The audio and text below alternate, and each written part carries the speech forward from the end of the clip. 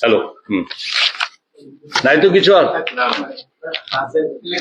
বাইরে সম্প্রতি ত্রিপুরা হাইকোর্ট একটা রায় দিয়েছিল এক্সপের কথা এখন দলগুলো রিক্রুটমেন্ট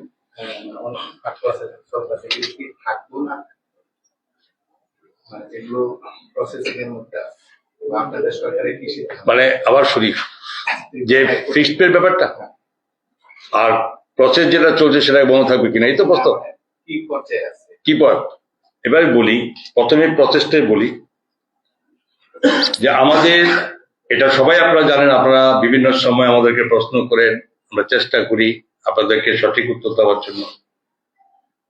দেখুন, অনেকে বলে যে সরকার নিয়োগ প্রক্রিয়াতে অনেক ধীরে চলে, ভ্যাকেন্সির সঙ্গে সঙ্গে আমরা চলি না, এটা আমরা প্রায় শুনি আমরা। কিন্তু একটা কথা তো পরিষ্কার আপনাদের স্বীকার করতে হবে যে সরকারি চাকুরি বিগত দিনে যারা সরকার ছিলেন তাদের মতো করে আমরা করছি না।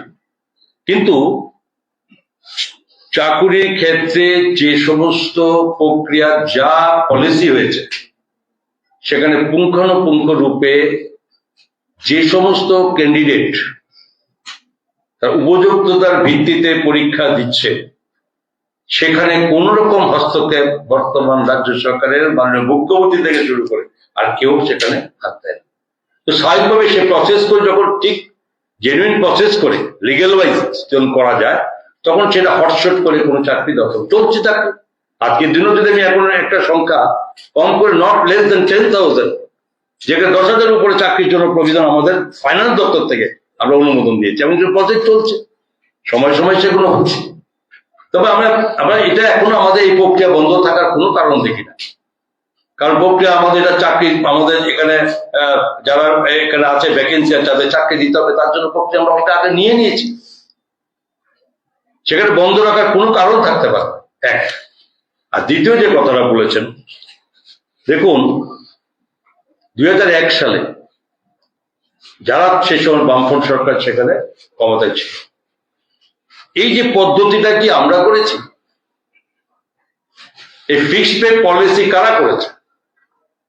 ফিক্সড পে পলিসি তখন 2001-এ করে গেছে এবং সেটা চলছে, আমরা এর মধ্যে কোথাও হস্তক্ষেপ করি নাই, পরিবর্তন আমরা কোনোটাই করি নাই।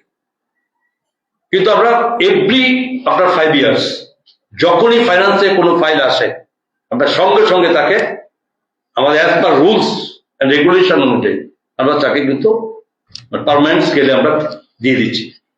আগে একটা সময় দেখেছি আমি কেস করতে হতো, 5 বছর চলে গেল সেখানে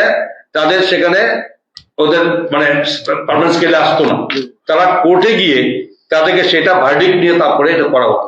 এখন কিন্তু এই কথা বললে চলবে না। এখন আমরা যখন অর্থ দপ্তর ফাইল দেখি যে 5 বছর কমপ্লিশন হয়ে গেছে তখন সঙ্গে সঙ্গে সেই ফাইল চলে যায় উইদাউট এনি রিজন এবং সঙ্গে সঙ্গে আমরা দিয়ে দিই। সেকেন্ড যে কথাটা বলেছেন, এই কারণে এই যে কোর্টে গেছে যে ভার্ডিক্ট রয়েছে তার কারণে আমরা আমাদের পলিসি বন্ধ করবো কিনা, মানে নিয়োগ পলিসি আমরা তো এখন বলিনি নিয়োগ পলিসি বন্ধ থাকবে। বাট এটাও ঠিক কথা, সেটা কোর্ট রায় দিয়েছে। রাজ্যটা ত্রিপুরা রাজ্য 2018 সাল থেকে শুরু করে আজকে পর্যন্ত এই সরকার সাধারণ মানুষের উপরে 1টি টাকার কোনো বর্ধিত ট্যাক্স আমরা চাপিয়ে দেয়নি। আমাদের প্রত্যেক বছরের বাজেটে যখন আমরা সরকারে আসি তখন বিলো 15,000 বাজেটের চেহারা ছিল, বাজেটের অঙ্ক ছিল কত? বিলো 15,000 ক্রোর।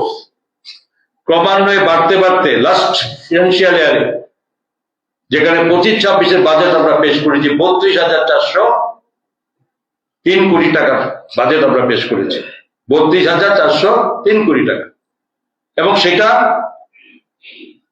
17-18 বাজেটের দ্বিগুণেরও বেশি। কোথা থেকে আসে? এই স্বাভাবিক প্রশ্ন আসবে না যে ট্যাক্সও বাড়ালেন না, কোথা থেকে আসলো টাকাটা? কিন্তু আমরা সে টাকা অবশ্যই দেশের প্রধানমন্ত্রীজিকে আমরা ধন্যবাদ দেবো, সিএসএস স্কিমগুলো পাচ্ছে এবং সেই সঙ্গে আমাদেরও যে রাজ্যের যে নিজস্ব সোর্স অফ ইনকাম সেই সোর্স অফ ইনকামগুলো যতটা সম্ভব সেখানে দাঁড়িয়ে আমরা সেটা বৃদ্ধি করার জন্য প্রচেষ্টা চালিয়ে যাচ্ছি এবং সমস্ত কিছু যেখানে সরকার নিয়ম মোতাবেক যেমন ধরেন আরআইডিএফ এর মাধ্যমে নাবার্ড বা বিভিন্ন স্যাক্সি থেকে শুরু করে ওয়ার্ল্ড ব্যাংক, তো এই সমস্ত জিনিসগুলো থেকে ধরেন না যে সমস্ত লোন নিয়ে কাজ করতে পারি, ডেভেলপমেন্ট করতে হবে। তো যেগুলো আমরা কোন কোন লোন থাকে 50 ইয়ার্স থাকে, উইদাউট ইন্টারেস্ট থাকে, কখন থাকে আফটার 10 ইয়ার্স সেখানে রিপেমেন্ট হবে, যেটা আমরা গত সরকারের প্রায় 13,000 কোটি টাকা রিপেমেন্ট করি, প্রত্যেক বছরে প্রায় 1,500 টাকা আমরা ইন্টারেস্ট পে করি, প্রত্যেক বছরে রিফান্ড করি আমরা প্রিন্সিপাল অ্যামাউন্ট 1,000 কোটি টাকা। তো এটি চলতে থাকবে। তো ন্যাচারালি আমাদেরটা সেটা করে আমরা এই বাজেটে বৃদ্ধি করেছি, এবং বহু কিছু আমাদের যেখানে ভারত সরকার দেয় যে স্কিম, তার বাইরেও কিন্তু রাজ্য সরকার মাননীয় মুখ্যমন্ত্রী প্রফেসর ডক্টর মানিক সাহের নেতৃত্বে বিভিন্ন ক্ষেত্রে আমরা এই ধরনের রাজ্যের কোষাগার থেকে আমরা খরচ করি। আপনারা জানেন হেলথ সিস্টেমের জন্য 2023 সালের 15 ফেব্রুয়ারি আমরা করেছি, মাননীয় মুখ্যমন্ত্রী করেছেন যে না, টোটাল প্রধানমন্ত্রী আয়ুষ্মান যোজনার মতো করে রাজ্যের সমস্ত বাকি অংশ যারা করেনি তাদেরকে আমরা এই যে মুখ্যমন্ত্রী অনারোগ্য যোজনার মধ্যে আমরা আওতায় এনেছি। এটা আমাদের নিজস্ব খরচ স্টেটের। এছাড়া বিভিন্ন কথা ERDD থেকে শুরু করে এগ্রিকালচার থেকে শুরু করে বেশ কিছু স্কিম আছে যেগুলো রাজ্য সরকার কোষাগার থেকে আমরা দিই। তো এই জিনিসগুলো আমার বলা উদ্দেশ্য হচ্ছে সরকার তার কাজ করছে রাজ্যের মানুষের স্বার্থে, এবং সেটা সময়ের সঙ্গে সঙ্গে এটার মধ্যে চলতে হবে। আমাদের ক্ষমতা অনুযায়ী রাজ্য সরকারের যেখানে আমাদের যা রিসোর্স, আমাদের ওন সোর্স, আমরা যতটা পারি সেখানে আমরা করার চেষ্টা করছি। এর মাধ্যমেই রাজ্য উন্নয়নকে থাকবে। এবং বর্তমান বাজেট হয়েছে, বিশ্লেষণ হবে, বিভিন্ন রকম প্রশ্ন আসে, আপনি না করলে আপনি কোনো একটা করেছিলেন আমাকে, আমরা আমাদের যেরকম আমি বলে দিই, আপনার উইদাউট প্রশ্নের উত্তর দিয়ে দিই। যেমন আমি করি প্রশ্ন আমাকে, আমি আবার উত্তর দিচ্ছি। যেমন আপনারা বলেছেন যে এই যে ডিএ ডিফারেন্সটা কি করবেন, এটা তো নিশ্চয়ই ফলো আপ করেছেন আপনারা। আমরা এই 36% দিয়েছি আমাদের সরকারের সঙ্গে। কোনো ডিমান্ড কি, মুখে মুখে অনেকে ডিমান্ড বলে, করতে পারে, ন্যাচারাল, কোনো অপরাধ নেই। কিন্তু আমরা কিন্তু চেষ্টা করেছি সেন্ট্রাল ডিএর সঙ্গে আমরা ডিফারেন্সটা যেভাবে কমিয়ে আনার জন্য, এবং সেটা করতে 36% দিয়েছি।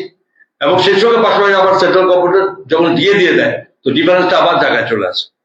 আমরা এই 16th ফিনান্স কমিশনের কাছে, আমি আবার ওই কষ্ট কথা বলি, এটা ভুল বোঝাবুঝি হচ্ছে অনেকের ক্ষেত্রে, কিন্তু আজকে যে কোনো প্রশ্ন আমি নিজেই বলে দিই যে 16th ফিনান্স কমিশনের কাছে এই যে আমাদের রাজ্যের সঙ্গে সেন্ট্রালের যে ডিএ ডিফারেন্সটা, এটা বারবার তুলে ধরা হয়েছে, সেগুলো রিপোর্ট আমার কাছে আছে।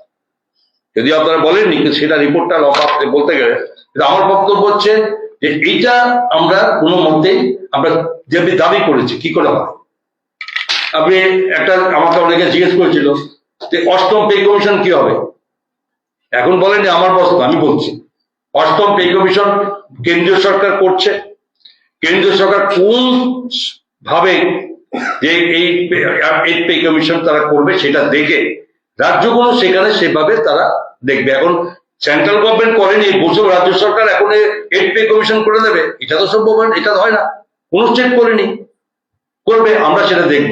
ব্যবস্থা কি হবে, রাজ্য সরকারের আর্থিক ব্যবস্থাপনা না হলে সেখানে কেন্দ্রের কাছে আমরা বলতে হবে। আমাদের মাননীয় মুখ্যমন্ত্রী প্রফেসর ডক্টর মানিক সাহেব মহোদয় সময় সময় প্রধানমন্ত্রীর সঙ্গে কথা বলেছে এই ডিএ ডিফারেন্স কমানোর জন্য, এবং যে এইট পে কমিশন করতে যাচ্ছে সেন্ট্রাল, আমরা কি করে করব সেটা আলোচনা করা হয়েছে, দাবি রাখা হয়েছে। তো এই সমস্ত ক্ষেত্রে সবাইকে বুঝতে হবে যে সরকারের আন্তরিক ইচ্ছা আছে।